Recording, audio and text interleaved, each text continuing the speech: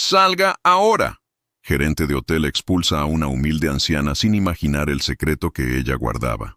El estruendo del trueno sacudió los cristales del Gran Hotel Ópera de Madrid, coincidiendo con el instante exacto en que la anciana cruzó el umbral. El agua de la tormenta, que castigaba sin piedad la plaza de Isabel II, se escurría de su raído abrigo oscuro, formando un pequeño y vergonzoso charco sobre el mármol italiano pulido como un espejo. El portero, un hombre corpulento con un uniforme impecable, hizo una mueca de disgusto, pero antes de que pudiera pronunciar palabra, una voz cortante como el hielo resonó en el suntuoso vestíbulo. ¿Se puede saber qué hace usted aquí? La voz pertenecía a Ricardo Vargas, el director del hotel, un hombre forjado en la disciplina de las escuelas de hostelería más prestigiosas de Suiza, cuya vida entera estaba dedicada a mantener la apariencia de perfección inmaculada que vendía su establecimiento. Su traje gris marengo, cortado a medida, no presentaba ni una sola arruga, y su mirada, afilada y despectiva, recorrió a la mujer de arriba abajo, juzgando cada hilo suelto de su ropa, cada arruga en su rostro cansado. La anciana, de espaldas encorvadas y manos temblorosas aferradas a un bolso de tela desgastado, no se inmutó. Lentamente, levantó la vista. Sus ojos, de un azul pálido y acuoso, parecían contener la memoria de un siglo. No reflejaban miedo, ni vergüenza, solo una extraña y serena determinación. El aire en el vestíbulo, antes perfumado con el aroma de lirios frescos y cera de abeja, de repente se sintió denso, cargado de una electricidad que nada tenía que ver con la tormenta de afuera. «He venido a ver a alguien», respondió ella, su voz sorprendentemente firme, aunque suave. Era un susurro que, sin embargo, se abrió paso a través del murmullo discreto de los huéspedes y el tintineo de las copas en el bar cercano. Ricardo soltó una risa breve y seca, un sonido carente de humor. «Señora, este es un hotel de 5 estrellas, no un refugio. La puerta por la que ha entrado es la misma por la que va a salir. Ahora mismo». Su tono no admitía réplica. Era una orden. Una sentencia dictada con la arrogancia de quien se sabe dueño y señor de su pequeño reino de lujo y apariencias. Los pocos huéspedes que presenciaban la escena apartaron la mirada, incómodos. Una pareja de turistas americanos fingió un súbito interés en un folleto sobre el Museo del Prado. Un empresario, con el teléfono pegado a la oreja, aceleró el paso hacia los ascensores dorados. Nadie quería ser parte de aquella humillación pública. La pobreza, en aquel santuario del dinero, era una enfermedad contagiosa que todos temían. Espero que esta historia te haya conmovido tanto como a mí al escribirla. El poder de los secretos familiares puede ser devastador, pero la verdad, por dolorosa que sea, siempre encuentra la forma de salir a la luz. Si has llegado hasta aquí, es porque esta historia te ha atrapado. Para no perderte más relatos llenos de emoción, suspense y giros inesperados como este, suscríbete ahora mismo al canal y activa la campanita. Ahora quiero saber tu opinión, que es lo más importante. ¿Qué te ha parecido el final? ¿Te lo esperabas? Déjame tu reacción en los comentarios, me encantará leerte. Y por último, un saludo a toda la gente que nos ve desde España. Comenta desde qué ciudad o pueblo estás viendo este vídeo. Vamos a ver desde qué rincón del país ha llegado esta historia. Un abrazo muy fuerte y hasta el próximo relato. La mujer, sin embargo, permaneció inmóvil. Parecía una antigua estatua de piedra en medio de un río de prisas y opulencia. Ignoró la mano de Ricardo, que ya señalaba la puerta con un gesto impaciente y dramático. En su lugar, sus ojos se desviaron por un instante hacia el gran retrato al óleo que presidía la pared principal del vestíbulo. El rostro severo y bigotudo de don Alejandro de la Torre, el fundador del hotel pintado a principios del siglo XX. «Conozco bien este lugar», murmuró ella, más para sí misma que para el director. «Recuerdo el olor del serrín cuando estaban instalando este mismo suelo. Don Alejandro siempre decía que el mármol de Carrara tenía que brillar tanto que una dama pudiera retocarse el maquillaje en su reflejo». Ricardo frunció el ceño. Aquel comentario lo descolocó por completo. Era un detalle histórico, una anécdota que solo conocían los más antiguos empleados o los estudiosos de la historia de Madrid. Una mendiga no podía saber eso. Era imposible. Sintió una punzada de irritación, una grieta en su armadura de superioridad. La confusión era un sentimiento que detestaba. No tengo tiempo para sus delirios, espetó, recuperando la compostura. He dicho que se vaya. Si no lo hace por las buenas, llamaré a la seguridad y la sacarán de aquí por la fuerza. Y créame, no serán tan amables como yo. Fue entonces cuando la anciana dio un paso adelante, no hacia la salida, sino hacia él. El movimiento fue tan inesperado que Ricardo retrocedió instintivamente. Por primera vez, se fijó en el bolso que ella apretaba con sus nudillos blancos. Estaba hecho de un tejido vasto, pero de él colgaba algo que no encajaba en absoluto. Una pequeña y oxidada llave de hierro forjado, de un diseño antiguo y complejo. Don Alejandro me dio esto, dijo la mujer, levantando la llave para que él la viera. La luz de los candelabros de cristal de la granja arrancó un destello opaco del metal viejo. Dijo que abriría cualquier puerta en este edificio. Dijo que, pasara lo que pasara, esta siempre sería mi casa. Una carcajada amarga brotó de la garganta de Ricardo. ¿Su casa? ¿Usted? Señora, ha perdido el juicio. Esta llave no es más que un trozo de chatarra y usted es una intrusa. Se acabó la paciencia. Dio una señal casi imperceptible al guardia de seguridad apostado junto a la entrada. Un hombre con la constitución de un armario. El guardia comenzó a caminar hacia ellos, sus pasos pesados resonando sobre el mármol. El cerco estaba cerrando. La tensión en el vestíbulo era palpable. Un nudo apretado en el estómago de todos los que miraban de reojo. El final parecía inevitable. La anciana sería arrastrada sin contemplaciones a la lluvia torrencial de la noche madrileña. Pero justo cuando Ricardo se giraba, dándola por vencida, la mujer pronunció un nombre. Un solo nombre, susurrado con una claridad devastadora que congeló a Ricardo en el sitio. Dígale a su padre, a don Esteban, que Isabela ha vuelto. El color desapareció del rostro de Ricardo Vargas. Su mandíbula se aflojó, su postura impecable se desmoronó en un instante. El nombre resonó en su cabeza como un eco prohibido, una palabra arrancada de los secretos más oscuros y enterrados de su familia. Miró a la anciana, pero ya no veía a una mendiga. Veía un fantasma, un pasado que había regresado para reclamar algo que él ni siquiera sabía que se había perdido. El guardia de seguridad se detuvo, confundido por la repentina parálisis de su jefe. El mundo pareció contener la respiración, esperando la siguiente palabra, el siguiente movimiento en aquel duelo silencioso que acababa de estallar en el corazón del lujo y el poder de Madrid. El nombre Isabela quedó suspendido en el aire del vestíbulo, denso y cargado de historia. Para Ricardo Vargas, fue como si una descarga eléctrica le hubiera recorrido la columna vertebral, paralizando cada músculo, cada pensamiento racional. El mundo a su alrededor se desvaneció, el murmullo de los huéspedes, el tintineo lejano de un piano en el bar, incluso el sonido furioso de la tormenta contra los ventanales. Solo existían él y los ojos increíblemente lúcidos de aquella anciana, que lo observaban no con la insolencia de una intrusa, sino con la autoridad de quien posee una verdad inconfesable. El guardia de seguridad, un hombre llamado Javier, permanecía a medio camino, con la mano a punto de posarse sobre el hombro de la mujer. La expresión de puro desconcierto en su rostro era un espejo de la confusión que se apoderaba de todos. Vio la máscara de control absoluto de su jefe resquebrajarse y caer en pedazos, revelando a un hombre pálido, vulnerable y, por primera vez desde que trabajaba allí, asustado. Javier carraspeó inseguro. «¿Señor Vargas? ¿Procedo?» La pregunta sacó a Ricardo de su trance. Parpadeó, como si despertara de una pesadilla.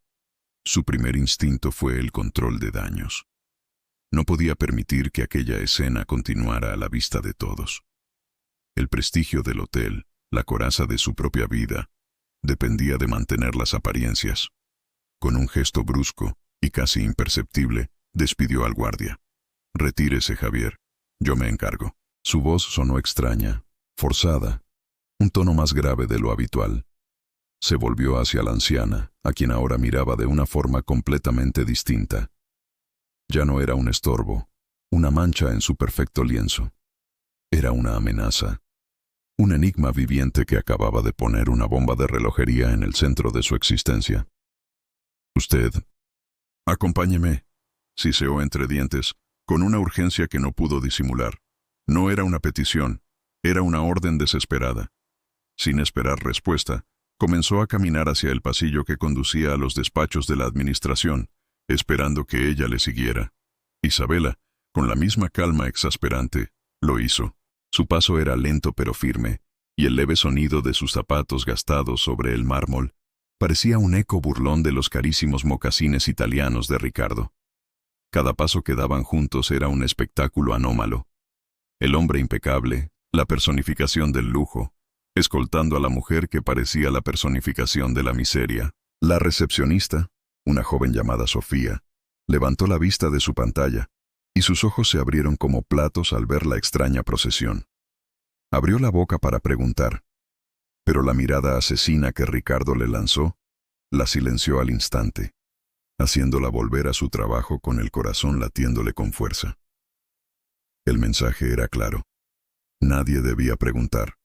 Nadie debía saber. Atravesaron un suntuoso corredor adornado con tapices flamencos y grabados antiguos de la Villa de Madrid.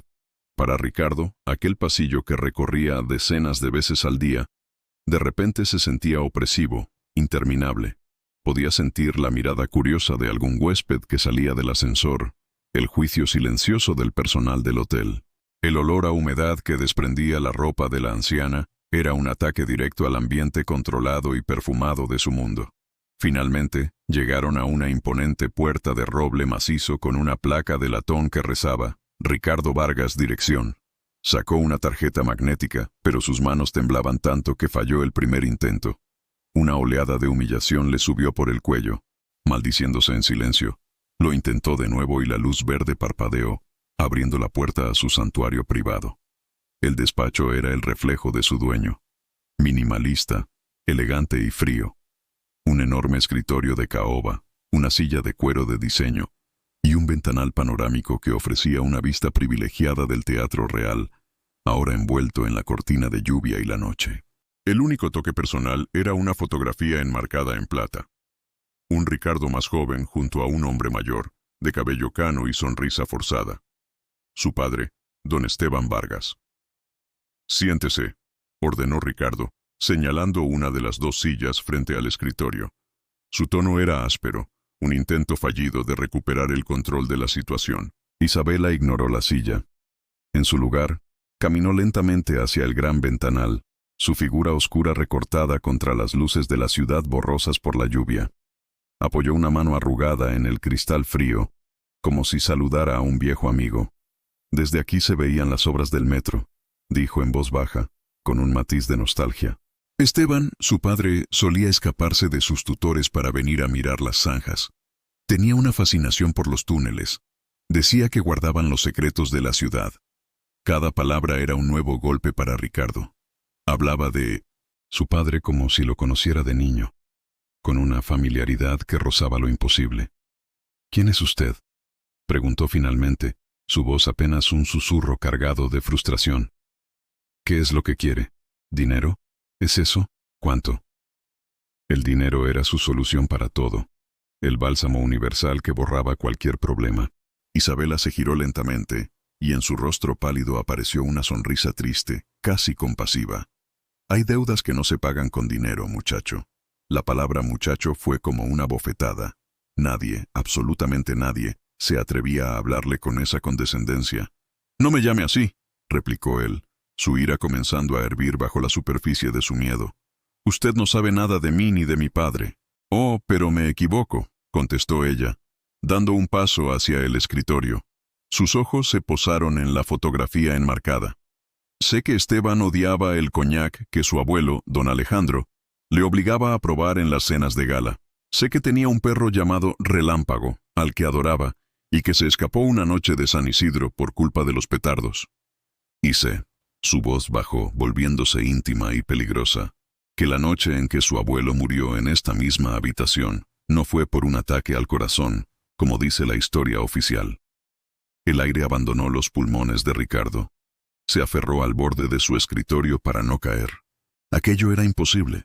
Eran secretos familiares, susurros enterrados bajo décadas de silencio y pactos tácitos. Historias que su padre jamás compartía con nadie. El pánico se apoderó de él, un terror frío y visceral que nunca antes había experimentado. Esta mujer no era una simple estafadora, era algo mucho más profundo, mucho más peligroso. Con manos temblorosas, agarró el teléfono de su escritorio. No había otra opción. Tenía que llamar a la única persona que podría tener una respuesta. Marcó el número privado de la finca de su padre en Salamanca, un número que solo él conocía. El teléfono sonó 1, 2, 3 veces. Cada tono era una tortura. Diga. La voz al otro lado era la de su padre, don Esteban. Sonaba cansada, debilitada por los años. Padre, soy yo, Ricardo, dijo, intentando mantener la firmeza en su voz. Ricardo, ¿qué ocurre? Son casi las 10 de la noche. ¿Ha pasado algo en el hotel? Ricardo tragó saliva, mirando a Isabela, que lo observaba en silencio, con una calma que lo desquiciaba. Hay alguien aquí, una mujer. Padre, dice que se llama Isabela. Se hizo un silencio sepulcral al otro lado de la línea. Un silencio tan absoluto y pesado que Ricardo pensó que la llamada se había cortado. Pudo oír la respiración agitada y entrecortada de su padre. Cuando don Esteban finalmente habló, su voz era irreconocible. Había desaparecido la fragilidad del anciano. En su lugar había un filo de acero, un pánico helado y una autoridad que Ricardo no le oía desde que era un niño. ¿Dónde está? ¿Dónde está ahora mismo? En mi despacho, conmigo. Escúchame con mucha atención, Ricardo. La voz de su padre era un susurro urgente y aterrador. Cierra esa puerta con llave. No la dejes salir de esa habitación bajo ningún concepto. No dejes que hable con nadie. ¿Me has entendido? Con nadie. Voy para Madrid, ahora mismo.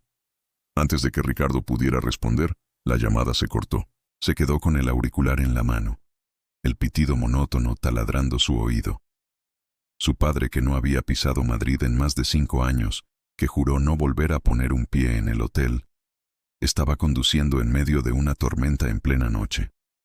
¿Por qué? ¿Qué poder tenía aquella anciana para provocar semejante reacción? Levantó la vista, pálido como un muerto. Sus ojos se encontraron con los de Isabela.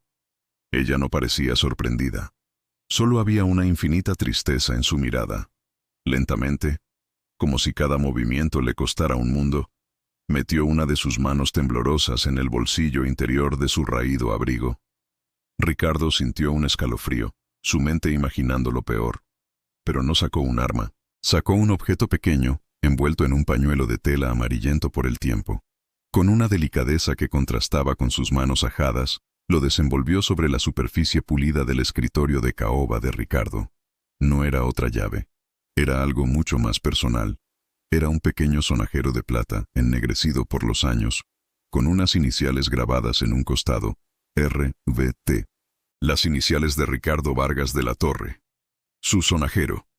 El que su madre, según le habían contado, le había regalado al nacer, y que se había perdido misteriosamente cuando él apenas era un bebé. Isabela lo miró fijamente a los ojos, su voz ahora un murmullo que apenas logró atravesar el repentino zumbido en los oídos de Ricardo. El pequeño sonajero de plata yacía sobre la caoba pulida, un artefacto de un tiempo olvidado que absorbía toda la luz y el aire de la lujosa oficina. Las iniciales grabadas, RVT, eran un grito silencioso. Ricardo Vargas de la Torre. Eran sus iniciales. Era su identidad. Y sin embargo, la forma en que esa mujer lo había presentado, el peso de sus palabras, secretos que una madre nunca olvida, transformaba el objeto de un recuerdo perdido en el arma de una revelación devastadora. Eso es imposible, balbuceó Ricardo, su mente luchando desesperadamente por encontrar una explicación lógica. Es un truco, una estafa muy elaborada. ¿Cómo lo consiguió? Su voz era un hilo frágil, al borde de romperse.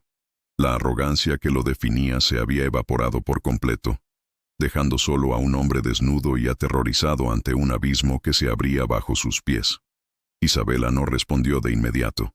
Sus dedos, marcados por una vida de trabajo y carencias, rozaron la plata ennegrecida, con una ternura infinita, casi reverencial. La noche en que naciste, la tormenta era casi tan fuerte como la de hoy. Comenzó, su voz lejana, transportada a un recuerdo doloroso. No hubo hospital, no hubo médicos. Solo una habitación vacía en el último piso de este mismo hotel, con las ventanas selladas con trapos, para que nadie oyera tus llantos. La escena que pintaba con sus palabras era tan vívida que Ricardo casi podía oler el miedo y el secreto. Se imaginó los pasillos dorados del hotel ocultando un parto clandestino, una vida que comenzaba en las sombras del imperio que él ahora gobernaba. Mi padre, mi madre, ellos no harían algo así, insistió, aunque su propia convicción se desmoronaba con cada sílaba que pronunciaba. ¿Tu madre? Isabela soltó una risa sin alegría, un sonido roto y amargo. La señora Elena era una buena mujer, pero era estéril, un secreto que tu abuelo, don Alejandro, consideraba la peor de las vergüenzas para el linaje de los de la Torre. Una dinastía necesita herederos, Ricardo, a cualquier precio. Levantó la vista y sus ojos pálidos se clavaron en él. Y don Alejandro siempre cobraba sus deudas. El aire se volvió irrespirable. Ricardo se apoyó en su escritorio, sintiendo que sus piernas no podían sostenerlo. No entiendo qué insinúa. No insinúo nada, muchacho.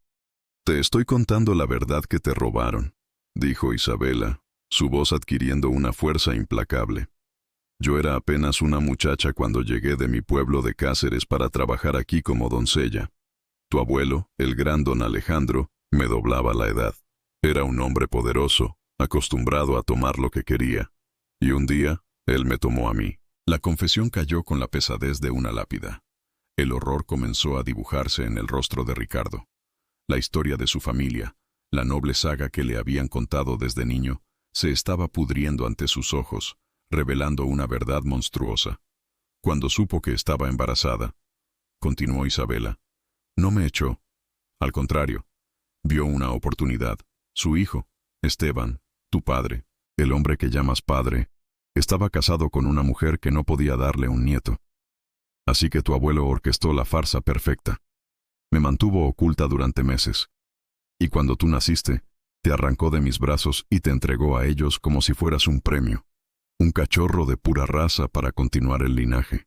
Cada palabra era un martillazo contra los cimientos de su vida. El hombre que veneraba en el retrato del vestíbulo no era un patriarca visionario, sino un monstruo. El hombre que lo había criado no era su padre, sino un cómplice. Las iniciales, susurró Ricardo, mirando el sonajero como si fuera una serpiente.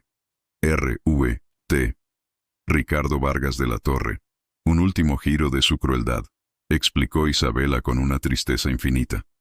Él sabía que mi apellido es Torres. La T era su broma privada. Para el mundo significaba de la Torre.